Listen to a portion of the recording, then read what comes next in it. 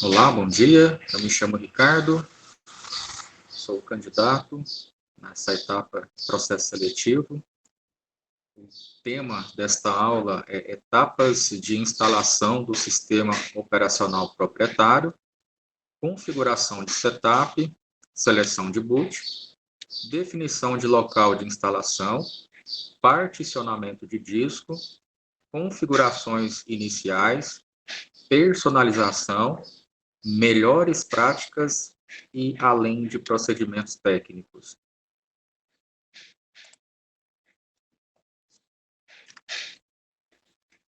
As atividades previstas para esta microaula estão entre esses temas: conceito do sistema operacional proprietário, exemplos de sistemas operacionais proprietários, processos iniciais na instalação do sistema operacional proprietário, configuração do setup, configurações iniciais, conclusões, além de mostrar as referências bibliográficas utilizadas para esta microaula.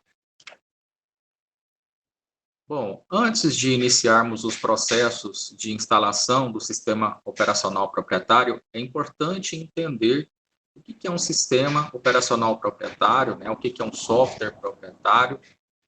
Ele é um software privativo, não é livre, né? Diferente do que nós encontramos nos sistemas operacionais Linux e as suas várias distribuições, o que torna ele livre de licença, né, de pagamento para utilizar o software em si, ou seja, você consegue manipular o código utilizado para o desenvolvimento, né, desenvolver outras interfaces. Diferente do sistema proprietário, não há essa possibilidade de você modificar o sistema para utilização livre. Você precisa pagar uma taxa para a utilização desse sistema, né? Conforme o local de distribuição do software, este pode ser abrangido por patentes, direitos de autor, assim como limitações para a sua exportação e uso, até mesmo em países terceiros. A gente tem alguns exemplos de sistemas operacionais proprietários. Aqui vai ser utilizado como padrão o sistema Windows, levando em conta aí que ele utiliza os seus usuários aí, em média 70% em todo o mundo utiliza esse sistema operacional, é o mais conhecido, né, amplamente divulgado. As versões mais conhecidas são a partir do Windows 95, Windows XP, Windows Vista, Windows 7, Windows 8, 10 e finalmente o Windows 11. Para usuários que tinham, né, ou que têm a versão Windows 10 em sua máquina, a Microsoft passou a disponibilizar a versão gratuita de uso do Windows 11 para estes usuários, né? E a migração do Windows 7 para o Windows 8 também, né? E aí os usuários têm o direito de migrar para essa versão também de forma gratuita. Temos também no mercado algumas versões do macOS, né, que são da empresa Apple. Então, esses são alguns exemplos de sistemas operacionais proprietários. Nós temos alguns exemplos da recente versão do Windows 11. As mais usadas são a versão Home e a versão Pro, né? Mas temos também a versão para educação, a versão para estações de trabalho, que são servidores, tá? E Enterprise para empresas. Os preços desse licenciamento digital, eles podem variar entre 150 a 450 reais, né? 150 a 400 reais. Iniciando aí na versão Home, né, até a versão Pro ou até mesmo outras versões conforme destacado. Importante a observação, antes de fazer a migração para o Windows 11, né, os preparatórios de instalação desse sistema, verificar quais são os requisitos mínimos para a instalação desse sistema operacional. conforme tem o link dentro da referência, e aqui neste slide também. Eu vou mostrar aqui o site da Microsoft, o site oficial, né? Onde ele mostra alguns requisitos mínimos para que você consiga rodar esse sistema operacional. Nós temos aqui o mínimo de operação 4 GB, armazenamento mínimo de 64 GB no seu HD, e o firmware do sistema ele deve ser a sigla, né, o Wi-Fi, para que ele possa identificar aí as principais mídias, né, como por exemplo, nesta microaula a gente vai aprender como fazer a instalação do sistema operacional a partir de um pendrive bootável. Então, é importante ter essas 3 características, mínimos de 4 GB de RAM, armazenamento 64 GB, e o firmware do sistema deve ser o Wi-Fi, tá? Que é a interface extensível unificada.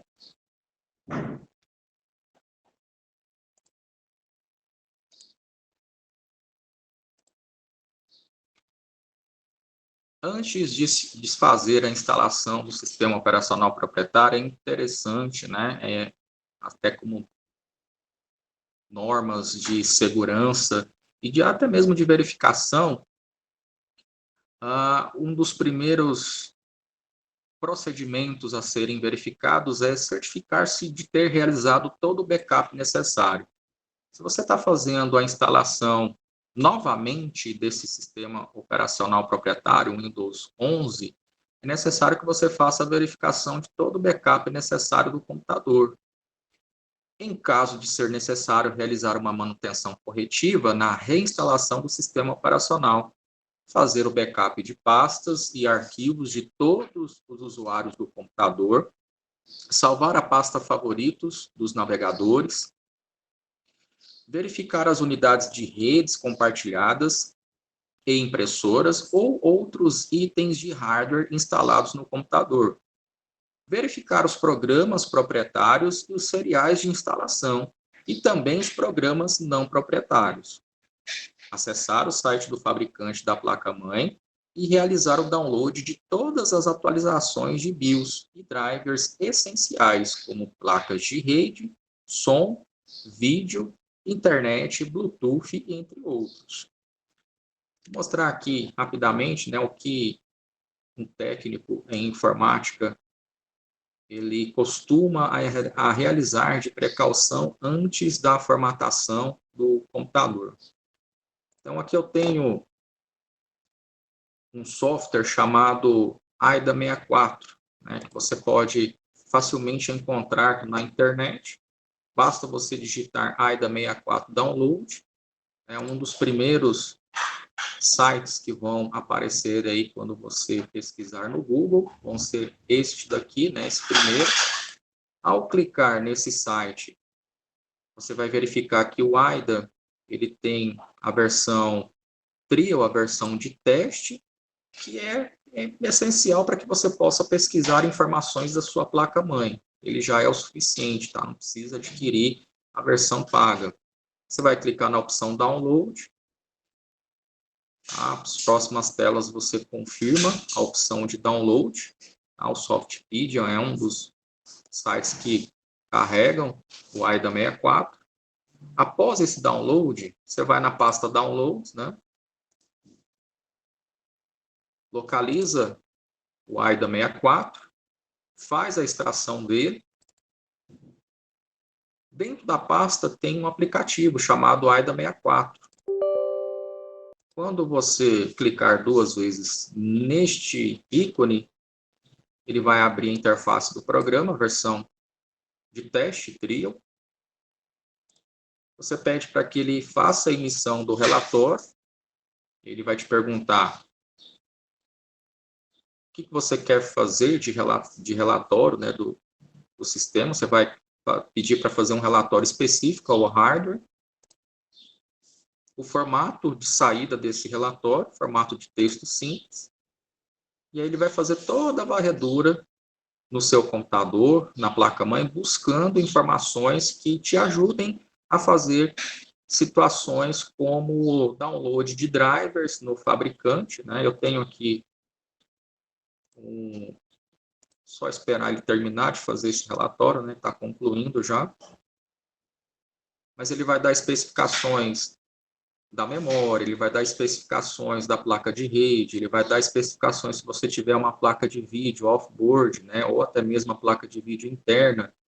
Ele vai dar especificações do fabricante do modelo, onde essas informações são essenciais para que você possa, antes de formatar o seu computador, fazer a busca nesses sites destes fabricantes, deixar o download desses drives em um pendrive, em algum local seguro, para que quando você formate, você consiga instalar todos esses drives necessários para o funcionamento do computador.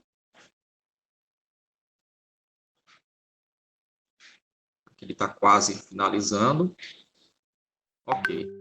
Então, ele finalizou o relatório, né? Então, ele trouxe informações aqui, o tipo de computador, processador que é utilizado, a placa-mãe da ASUS TUF Gaming X570 Plus. Então, a partir dessa informação, né, eu posso até copiar aqui e no site de pesquisa e especificar o modelo da minha placa-mãe. Interessante você entrar no site do fabricante para que você possa pegar atualizações, informações do próprio fabricante, né? Existem alguns outros métodos, alguns outros softwares que fazem essa atualização automática, né? Com a conexão à internet, ele consegue buscar, fazer essa leitura dos drivers necessários e fazer a atualização, mas o mais recomendável é que seja feita essa verificação pelo próprio site do fabricante. Ao abrir o site do fabricante, você vai verificar aí o sistema operacional vigente, os drivers, LAN, chipset, áudio, VGA, entre outros utilitários, né? Faz um download de cada um deles, salva dentro de uma pasta, e aí sim você procede para a próxima etapa, que é a etapa de instalação do sistema operacional proprietário. Outra informação importante é verificar tudo que tem no computador, né? Então, se tem impressora instalada, no disco local C, você consegue ver todos os usuários cadastrados, né? Então, você entra em cada usuário, salva as pastas importantes, você pode utilizar o Google Drive para poder fazer esse backup, né? Mover esses arquivos do computador para o Google Drive, né? Uma forma de você armazenar isso em nuvem, em qualquer outro dispositivo com pendrive, né? HDs externos, enfim, procure uma maneira segura de fazer esse backup, porque depois que você instalar o sistema proprietário, você vai precisar voltar todas essas informações, pastas, arquivos, instalar os drivers, instalar os principais sistemas aplicativos, né, como os navegadores, instalar o próprio pacote Office, né, lembrando que o pacote Office também é um sistema proprietário que vai necessitar de uma licença, né, um serial que é fornecido no momento da compra, onde você coloca e ativa tanto o sistema proprietário, o Windows 11, como o pacote Office. Tá? Além de outros sistemas não proprietários, você pode utilizar como recursos adicionais, LibreOffice, entre outros. Bom, passando dessa fase de verificação desses procedimentos, nós temos a fase de inicial de preparar o computador para que você possa instalar o sistema operacional proprietário. O primeiro é realizar o download da ISO oficial no site da Microsoft. Tá? Então, o site da Microsoft oficial é esse, de acordo com o link da referência, e também, de acordo com esse slide, nós temos esse site. Ele te dá uma versão multi para poder fazer o download, né? E como requisito mínimo, você tem que ter um espaço de 8 GB no seu pendrive para que ele consiga preparar todos os arquivos necessários para ele conseguir botar a imagem do Windows 11 e você conseguir realizar a instalação. Fez o download dessa imagem, você vai precisar de um software auxiliar chamado Rufus. Ele é o mais utilizado para que você consiga colocar esses arquivos como de inicialização no seu pendrive.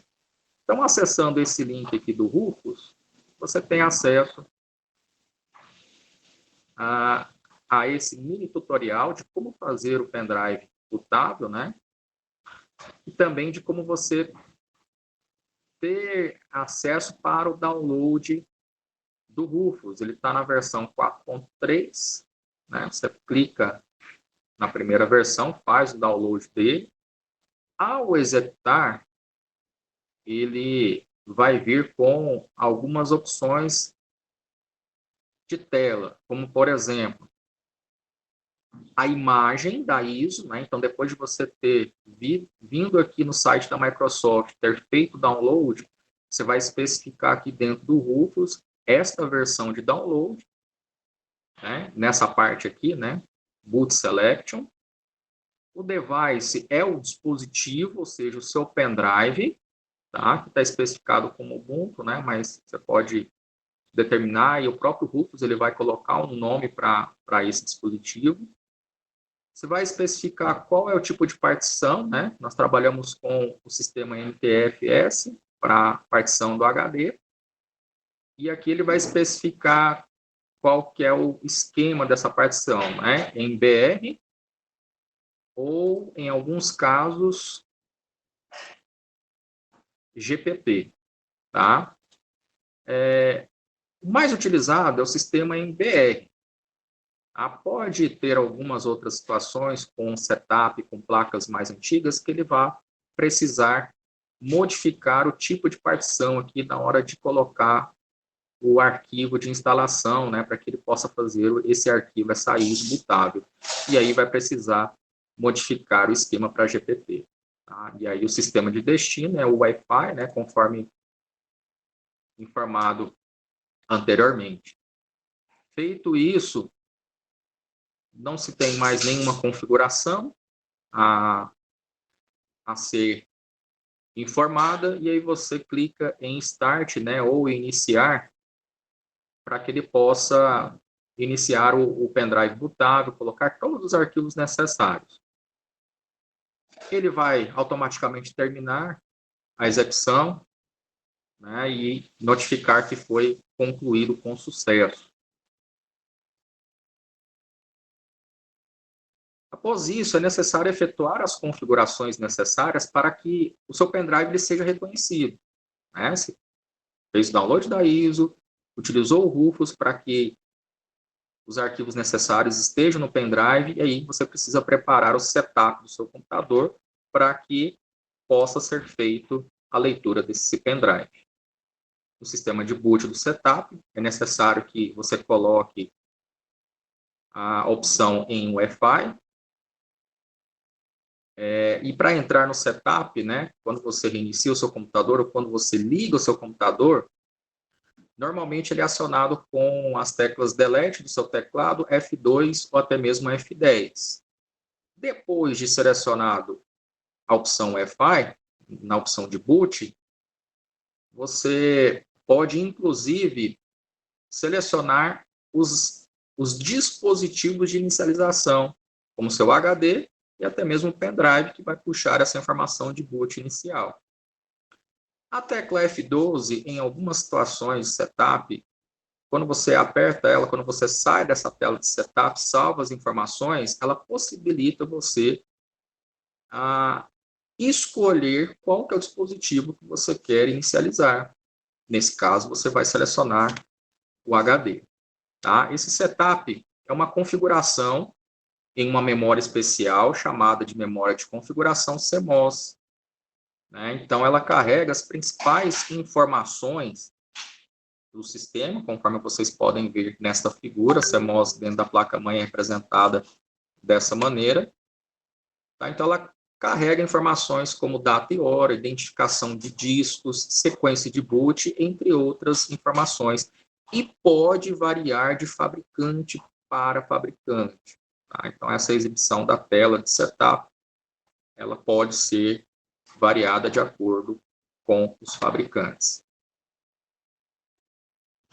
Você fez o download da ISO, preparou o pendrive no Rufus, preparou seu setup, automaticamente quando você reiniciar, sair daquele setup, ele já vai reconhecer o seu pendrive, ele já vai começar a entrar nos processos de instalação, tá? Onde inicialmente você vai escolher o idioma do sistema e do teclado, então idioma português, formato de hora português, e o teclado você modifica para a BNT2, é o padrão de teclado onde ele reconhece os caracteres especiais, como, por exemplo, o C cedilha.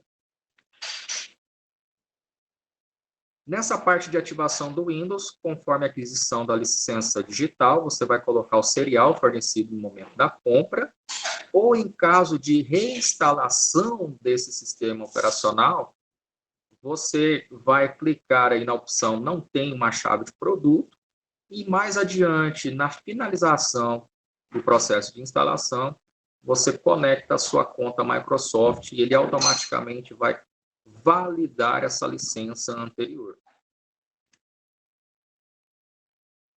Tela de escolha da versão, as versões mais utilizadas, a versão Pro ou a versão Home, né? Lembrando que todas trabalham com arquitetura 64, arquitetura 64 bits, né? Então, o Windows ele não vai instalar na arquitetura 32, somente na 64. Aqui, o concorde com os termos, para poder avançar nas demais configurações. E aqui você tem a opção de começar a instalar o Windows de forma limpa, né? Ou seja, do zero, sem nenhuma atualização anterior, sem nenhuma configuração de sistema operacional anterior instalado. Nessa tela, ele vai mostrar o espaço do disco que foi disponibilizado, né, seu HD SSD ou seu HD convencional, ele vai mostrar o espaço. O ideal é que você, nessa etapa, que você particione o seu HD. Então, se você tem um HD de 120 GB, o HD SSD, é interessante você, eu coloco 50%, então 60% deixo só para o sistema, e os outros 60 GB eu deixo para que você possa alocar nesse espaço, deixar um espaço para backup dos seus arquivos. Por quê? Porque a próxima vez que você precisar formatar novamente o seu computador, você não precisa se preocupar aí com a questão de salvar os arquivos de backup, pastas, imagens, fotos, vídeos, né, novamente em algum outro dispositivo. Você já salva tudo nesse local e na hora de formatar, você formata só a unidade C, a unidade disponível para a inicialização do Windows, né, onde carrega todos os arquivos de programas e etc. A instalação do Windows. Nessa etapa aqui, pode ser que o computador reinicie algumas vezes durante esse processo. E aí, depois de reiniciar algumas vezes, ele reinicia definitivamente e mostra as configurações do Windows onde você escolhe, né, o país ou a região. Okay? E aí, finalmente, tudo pronto para uso. Depois de instalado, você volta todo o backup para os lugares de origem. Você abre o seu dispositivo lá em nuvem, ou abre seu pendrive, volta todos os arquivos necessários para o devido lugar, configura novamente as impressoras, os ambientes que estavam compartilhados, instala os drivers, faz as atualizações de segurança da Microsoft, né, e instala os programas, os softwares proprietários e até mesmo não proprietários, navegadores, softwares de escritórios, BR Office ou pacote Office, se você tiver a licença.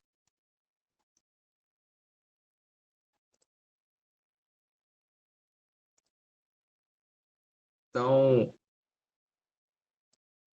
conseguimos concluir aí que nesta aula nós aprendemos sobre os diversos tipos de sistemas operacionais proprietários, aprendemos como escolher um de acordo com a nossa necessidade pessoal ou empresarial, e também entendemos que a escolha de um sistema operacional proprietário evita transtornos com arquivos maliciosos que possam impedir o bom funcionamento do computador. A escolha por burlar o uso do sistema operacional proprietário é considerado crime de pirataria. Por isso é importante trabalhar com um sistema operacional proprietário que evita essas dores de cabeça. Por fim, vimos a etapa desde o pré-requisito, passando pelas verificações de backup e preparação de setup, para, finalmente, a instalação do sistema operacional.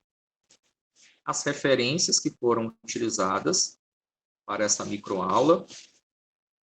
Peguei duas referências, uma de Tannenbaum, né, e a outra desse autor aqui, Fundamentos de Sistemas Operacionais, só para conceituar inicialmente essa questão de sistemas proprietários, e também é importante, né, notificar o aluno, fazer com que o aluno conheça toda a estrutura, toda a arquitetura de computadores. E, por fim, os links oficiais da Microsoft, o link para poder baixar o Rufus, o AIDA 64, que emite todo o relatório do sistema, e etc. Bom, essa foi a minha microaula. Agradeço a atenção. Até a próxima.